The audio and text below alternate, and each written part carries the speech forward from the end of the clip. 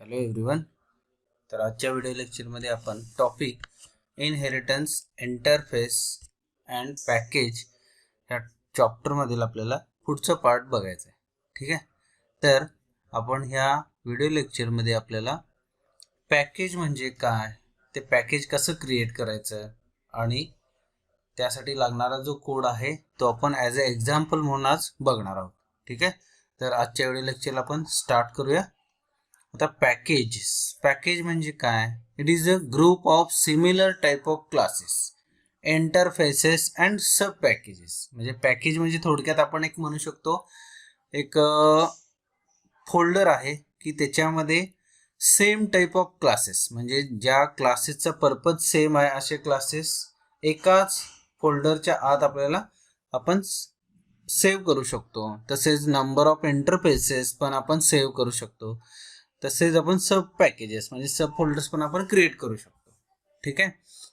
म्हणजे जेव्हा आपण एखादं फंक्शन किंवा एखादी मेथड जर आपल्या प्रोग्राममध्ये हवी असेल, उदाहरणार्थ आपण वेक्टर म्हणजे काय बघितलेलं आहे. ठीक आहे. तर वेक्टरसाठी आपण एक इम्पोर्ट केलेलं पॅकेज java.util.star आणि सेमिकोलॉन असा आपण त्याचा सिंटॅक्स होता.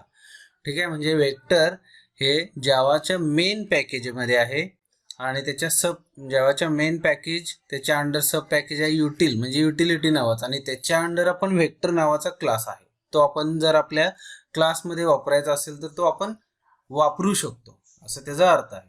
ठीक आहे. तर packages are just only the containers for the Java classes interfaces. म्हणजे फक्त पॅकेजेसमध्ये आपण क्लासेस किंवा इंटरफेसेस क्रिएट करू शकतो. ठीक आहे.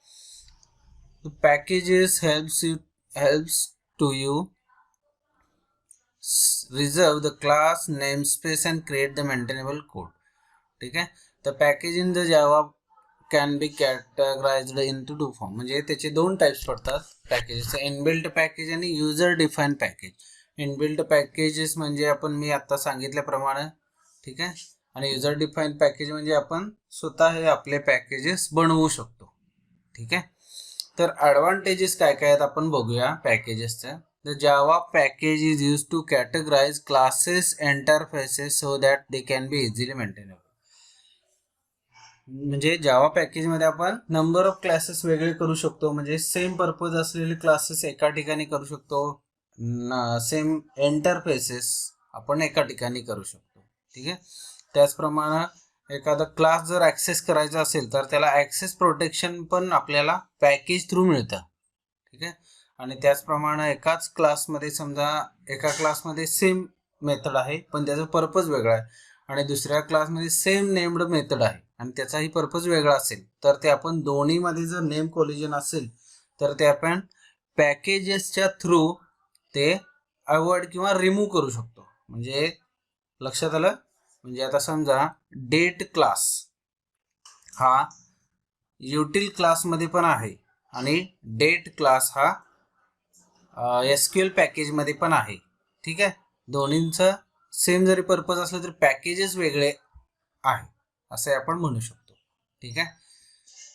तर आता त्याचा जो पॅकेजेसचा जो हे आहे, म्हणजे त्याचे ट्री आहे तो आपण बघूया. म्हणजे इथं जावा हे काय झालं, मेन पॅकेज झालं, आणि सब पॅकेजेस कुठले कुठले आहेत तर हे इनबिल्ट पॅकेजसाठी आहे.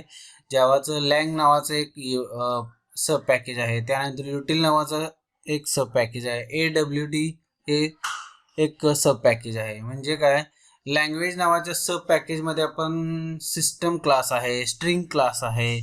म्हणजे जसं आपण सिस्टम डॉट आउट डॉट प्रिंटएलएन किंवा प्रिंट हे जे आपण वापरतो हे कुठल्या क्लासमधून येतं तर लँग नावाच्या सब पॅकेजमधून येतं आणि जावा नावाच्या मेन पॅकेजमधून येतं. पण सिस्टम क्लास जेव्हा आपण वापरतो त्याच्यासाठी आपल्याला लँग किंवा जावा डॉट लँग हे जे पॅकेज आहे ते इम्पोर्ट करण्याची गरज नाही, कारण ते इनबिल्ट आहे त्याच्यासाठी. कारण प्रत्येक प्रोग्राममध्ये आपण ते सिस्टम डॉट क्लास वापरत असतो म्हणून. ठीक आहे. त्याचप्रमाणे स्ट्रिंग डॉट क्लास आहे. आता युटिल मी ज्याप्रमाणे सांगितलं, युटिलमध्ये आपण डेट नावाचा क्लास पण आहे. त्याचप्रमाणे ॲरे लिस्ट आहे, मॅप आहे, असे वेगवेगळे क्लासेस पण आहेत. ते मेमरी रिलेटेड किंवा ॲरे टाईप क्लासेस आहेत. त्यानंतर AWD हा सब पॅकेज आहे. त्याच्या अंडर बटन डॉट क्लास आहे किंवा लेबल डॉट क्लास आहे. म्हणजे जर आपल्याला वेगवेगळे बटन टाईप किंवा त्याचे लेबल्स असतील, टेक्स्ट एरिया असेल, असे वेगवेगळे क्लासेस जर वापरायचे असतील, ते सगळ्यांचा पर्पज सेम आहे, तर ते AWD पॅकेजच्या अंडर ते सेव्ह केले जातात. ठीक आहे, हे झालं थोडक्यात क्लास किंवा पॅकेज हिरार्ची आपण त्याला म्हणू शकतो. ठीक आहे, आता आपण त्याचे टाइप्स बघूया, बिल्ट इन पॅकेज आणि युजर डिफाईन पॅकेज. आता बिल्ट इन पॅकेजेस जावामध्ये भरपूर आहेत. ज्याप्रमाणे जावा डॉट लँग आहे, युटिल आहे, जावा डॉट आयओ आहे, जावा डॉट एसक्यूएल आहे, असे भरपूर आहेत. ठीक आहे, तर एक सिंपल प्रोग्राम बघूया आपण. इथं एक क्लास क्रिएट केलाय, ॲरे लिस्ट युटिलायझेशन असं या क्लासचं नाव दिलेलं आहे.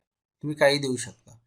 ठीक आहे, त्यामध्ये PSVM लिहिलं आहे आणि PSVMच्या अंडर ॲरे लिस्ट नावाचा जो इनबिल्ट क्लास, हा क्लास कुठनं आला आहे तर युटिल पॅकेज सब पॅकेज आहे आणि जावाचं मेन पॅकेज आहे, त्याच्या अंडर ॲरे लिस्ट हा क्लास आहे. मग त्या क्लासचा डायरेक्टली ऑब्जेक्ट क्रिएट केला आहे.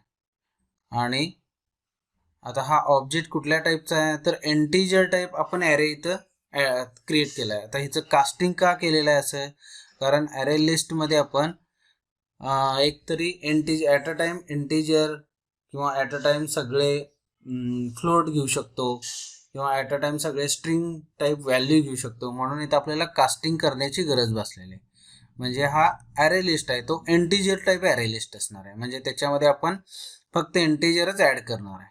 ठीक आहे, मग ॲड नावाची ही मेथड इनबिल्ड आहे. कोणाची तर ॲरे लिस्ट हा क्लास आहे, त्या क्लासची मेथड आहे ती ॲड नावाची. म्हणजे ॲरे लिस्टमध्ये जर एलिमेंट्स आपल्याला ॲड करायचे असतील तर ॲड नावाची मेथड आपल्याला वापरली पाहिजे. मग त्याच्यामध्ये मी ॲड किती एलिमेंट केले, 3, 2 आणि 1 अशा ॲरे लिस्टमध्ये आपण एलिमेंट्स ॲड केलेले. त्यानंतर ते एलिमेंट मला प्रिंट करायचे आहेत, म्हणून मी डायरेक्टली काय केलं, तो ऑब्जेक्टच प्रिंट केला आहे. म्हणजे system dot out dot print element hey my list, म्हणजे माय लिस्टमध्ये हा ऑब्जेक्ट आहे आणि त्या ऑब्जेक्टमध्ये 3 एलिमेंट्स आहेत, ते तिन्ही तो प्रिंट करेल.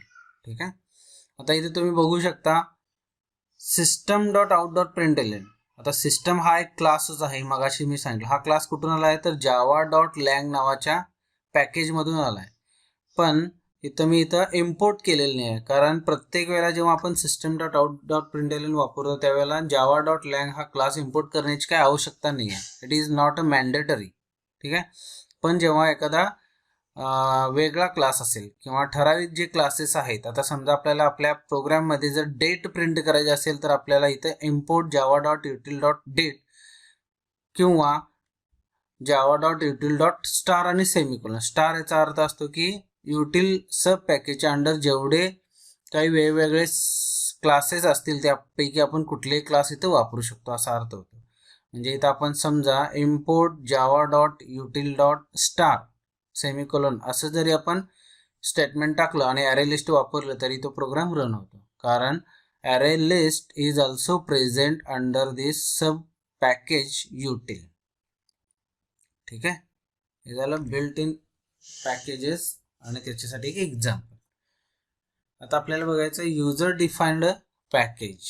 आता युजर डिफाईन्ड पॅकेज म्हणजे ज्याप्रमाणे इनबिल्ट पॅकेजेस कसे क्रिएट केलेले आहेत, पॅकेज सब पॅकेज म्हणजे फोल्डर सब फोल्डर, त्याप्रमाणे आपल्यालाही ते करता येतं. ठीक आहे, Java also allows we create the packages as per our need. These packages are called user defined package. समजा आपल्याला आपल्या प्रोग्राममध्ये एक पॅकेज क्रिएट करायचं असेल तर ते करू शकतो by using the keyword package. Package नावाचा कीवर्ड वापरावा लागेल आणि या पॅकेजमध्ये P हे ऑलवेज स्मॉल आहे, इथे कॅपिटल वगैरे लिहायचं नाही आहे. ठीक आहे, तर त्यासाठी सिंटॅक्स कसं हवा, पॅकेज स्पेस पॅकेजचं नाव जे काय असेल ते सेमिकोलन, त्यानंतर तुमचा जो क्लास असेल तो क्लास वगैरे क्रिएट करू शकता. ठीक आहे, Java uses file system directories to store the package. म्हणजे ज्याप्रमाणे मग अशी आपण क्लास हिरार्ची पॅकेज हिरार्ची बघितलं त्याप्रमाणे, म्हणजे कॉम एक्झाम्पल बघूया आपण. कॉम हा मेन पॅकेज, टेस्ट हा सब पॅकेज, आणि टेस्ट पॅकेजच्या अंडर आपण टेस्ट म्हणजे हा कॅपिटल टेस्ट आहे, त्याची एक क्लास फाईल आपण कुठं स्टोअर केल्या, टेस्ट ह्या सब पॅकेजच्या अंडर. ठीक आहे. तर हे झालं युजर डिफाईन पॅकेज. आता समजा आपल्याला काय करायचं आहे, त्या फाईलमध्ये कोड लिहायचा आहे. कुठल्या टेस्ट डॉट जावा एक फाईल आपण क्रिएट केली इथं, बरोबर आहे. तर ह्या फाईलमध्ये कोड कसं लिहायचं बघा. तर पहिला जे स्टेटमेंट असेल, पूर्ण कोडमध्ये पहिलं जे स्टेटमेंट असेल ते पॅकेज कॉम डॅट टेस्ट असं आपण मागच्या हिराची प्रमाणे लिहिले. पण एक एक्झाम्पल म्हणून बघूया आपण. पॅकेज माय पॅक. आता माय पॅक हे आपल्या पॅकेजचं नाव आहे. ठीक आहे. तर ह्या पॅकेजच्या अंडर एक क्लास क्रिएट करायचं. म्हणजे पहिलं स्टेटमेंट हे ऑलवेज पॅकेजसाठी असणार आहे. त्यानंतर टेस्ट नावाचा क्लास. मग टेस्टच्या अंडर मी काय केले, फक्त PSVMच्या अंडर SOP स्टेटमेंट एक टाकलंय, हॅलो वर्ल्ड. ठीक आहे. हा एवढाच कोड आहे. फक्त आपण नॉर्मली जो कोड करतो त्याच्या वरती फक्त आपल्याला एक लाईन इथे लिहावी लागते. ठीक आहे. त्यानंतर आपण बघूया तो प्रोग्राम कंपाईल कसा करायचा आणि तो रन कसं करायचं ते पॅकेज. ठीक आहे. आता कंपाईल आपण नॉर्मली कसं करतो, जावा सी स्पेस फाईलचं नाव. आता इथं फाईलचं नाव काय आहे, टेस्ट डॉट जावा असं आपण देतो. ठीक आहे. पण जेव्हा आपण एखादं पॅकेज कंपाईल करत असतो त्यावेळेला आपल्याला टोटल डिरेक्टरी आपल्याला त्याची म्हणजे कुठं आहे पॅकेज, आपल्याला कुठं क्रिएट करायचं आहे ही टोटल डिरेक्टरी आपल्याला द्यावं लागतं. ठीक आहे. तर त्यासाठी सिंटॅक्स बघा, जावा सी डॅश डी. आता इथं डी म्हणजे काय, डेस्टिनेशन असतं त्याचा अर्थ, म्हणजे इथं डिरेक्टरी म्हणू शकतो. त्यानंतर टोटल डिरेक्टरी म्हणजे करंट डिरेक्टरीमध्ये आपल्याला जर स्टोअर करायचं आहे का आणि कुठल्या डिरेक्टरीमध्ये स्टोअर करायचं आहे तर त्याचा पाथ द्यावा लागतो कुठे, इथं डिरेक्टरीसाठी. त्यानंतर आहे कुठली फाईल असेल ती पॅकेजसाठी ती फाईलचं नाव लिहावं. For example Java C dash D. Dash D याचा अर्थ destination where put the class file, म्हणजे आपल्याला क्लास फाईल कुठं करायची आहे पुट त्यासाठी असणार. आणि त्यानंतर हा डॉट. डॉट म्हणजे करंट डिरेक्टरी. काय म्हटलं, डॉट म्हणजे हा इथं आहे करंट डिरेक्टरी. आता करंट डिरेक्टरी म्हणजे आता आपण जनरली टेस्ट डॉट जावा ही फाईल कुठं स्टोअर करतो, बिनच्या अंडर. मग बिनच्या अंडर तुमचं इथं पॅकेज क्रिएट होईल असं त्याचा अर्थ होतो. ठीक आहे. हे झालं कंपाईल करण्यासाठी, म्हणजे जावा सी त्यानंतर स्पेस द्यायचा, डॅश डी स्पेस द्यायचा, डॉट स्पेस फाईलचं नाव. ठीक आहे. आता जर फाईल ही रन करायची असेल आपल्याला तर रन कसं करायचं बघा, जावा त्यानंतर पॅकेजचं नाव माय पॅक आहे, पॅकेजचं नाव माय पॅक डॉट डॉट त्या फाईलचं नाव, जी फाईल आपण जावा फाईल असेल त्याचं नाव. हे कंपाईल केल्यानंतर ऑटोमॅटिकली तुमच्या त्या बिनमध्ये एक फोल्डर क्रिएट होईल. कुठला फोल्डर, आता ह्या प्रोग्रामनुसार आपला माय पॅक नावाचा एक फोल्डर क्रिएट होईल. त्या फोल्डरमध्ये टेस्ट डॉट क्लास ही फाईल क्रिएट होईल. ठीक आहे. आणि ती क्रिएट झालेली फाईल जर आपण रन केली, म्हणजे इथं जसं आपण हे कमांड दिलं, हे रन केल्यानंतर त्याचं आन्सर येईल काय, हॅलो वर्ल्ड असं त्याचा आन्सर यायला पाहिजे. ठीक आहे. हे झालं सॅम्पल पॅकेज कसं क्रिएट करायचं ते. ठीक आहे. तर त्यासाठी एक एक्झाम्पल आपण बघूया पॅकेजसाठी. तर मी ऑलरेडी एक प्रोग्राम इथे करून ठेवलेला आहे, तो आपण बघूया.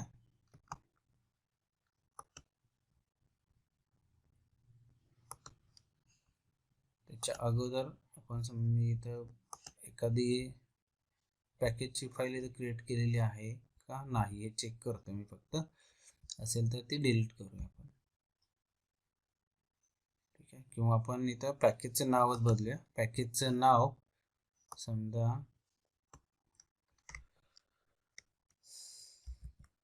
पॅक 12355 असं हे पॅकेजचं नाव देऊया. ठीक आहे. सेव्ह.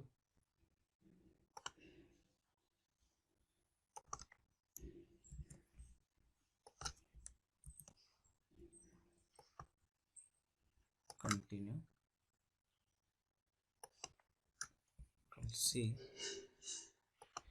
त्यानंतर आपल्याला CMD ओपन करायचं आहे. CMD ओपन किंवा run as a administrator is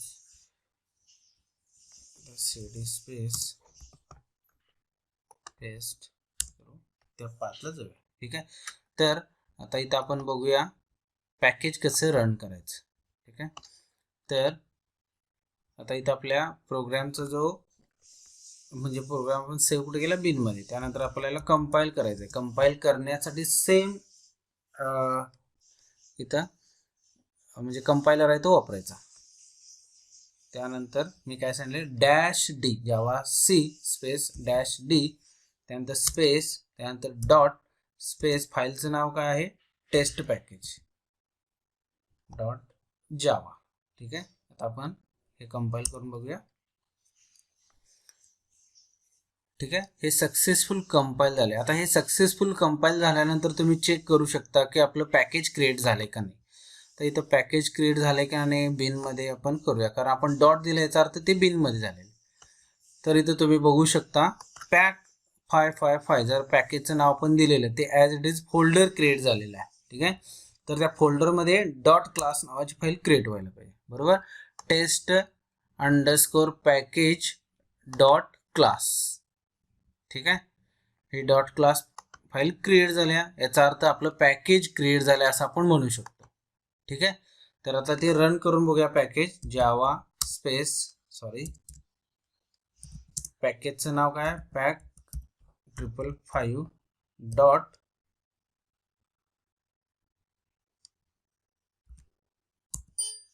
आपल्याला पूर्ण द्यायला पाहिजे टेस्ट अंडरस्कोर पॅकेज. तर इथे तुम्ही बघू शकता आपण हे पॅकेज पण आपलं सक्सेसफुली रन झालेलं आहे आणि त्याचा आउटपुट देखील तो दाखवतोय हॅलो वर्ल्ड. म्हणजे इथं आपण जे प्रिंट केलेलं हॅलो वर्ल्ड ते ॲज इट इज तो दाखवतोय. आता हे झालं पॅकेज क्रिएशन. आता हे पॅकेज आपल्याला कुठल्या तरी दुसऱ्या क्लासमध्ये जर इम्पोर्ट करायचं असेल तर आपण ते इम्पोर्ट करू शकतो. म्हणजे इम्पोर्ट पॅक 555 आणि त्याच्या अंडर जी ही मेथड असणार आहे. आता इथं आपण कुठलीही दुसरी मेथड क्रिएट केलेली नाही आहे. ठीक आहे. तर ती मेथड आपण दुसऱ्या एखाद्या क्लासमध्ये वापरू शकतो. आता तो जो पार्ट आहे इम्पोर्ट कसं करायचं किंवा स्टॅटिक इम्पोर्ट असेल हे आपल्याला पुढच्या व्हिडिओ लेक्चरमध्ये बघायचं आहे. ठीक आहे. तर आजच्या व्हिडिओ लेक्चरमध्ये आपण इथंच थांबूया. थँक्यू.